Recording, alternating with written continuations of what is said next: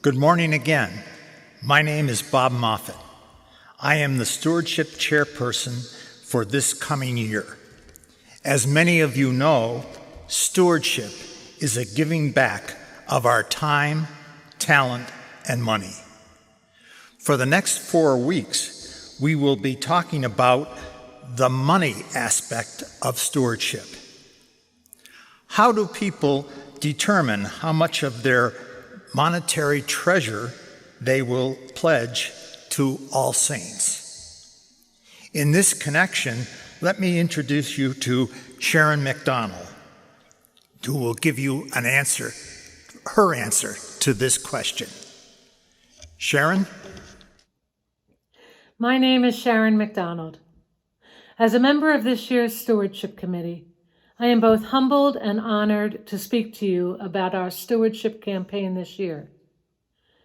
10 years ago, on October 4th, St. Francis Day, I walked through the doors of All Saints for the first time. At the time, my wife Heather and I were looking for a new spiritual home for ourselves and our then 4-year-old son Liam. We had heard good things about All Saints from a few different sources, that it was faith-filled, family-friendly, diverse, and welcoming, all qualities that we were looking for in our new church. Little did we know back then how much would have changed in our world, in our parish, and in our family in the ensuing years. But throughout all of the ups and downs, I continue to know and love this parish for being faith-filled, family-friendly, diverse, and welcoming. As the Stewardship Committee reflected on our theme for this year, the words that kept coming to mind had to do with the abundance of God's love and fidelity, overflowing like a fountain into the hearts of those who call themselves All Saints. While the goodness of God runs in and through all of us here, in the coming weeks we are being called to financially support the good work and prayerful gatherings that define All Saints.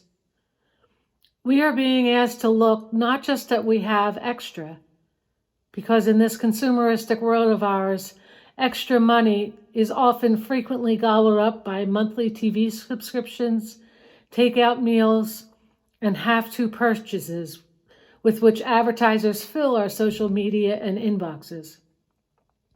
Instead, we are being asked to look at our financial income to decide how much we are willing to give to support this church we love.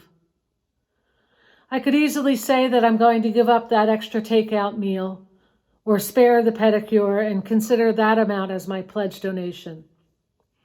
But for me, God and this community require more than that which is left over.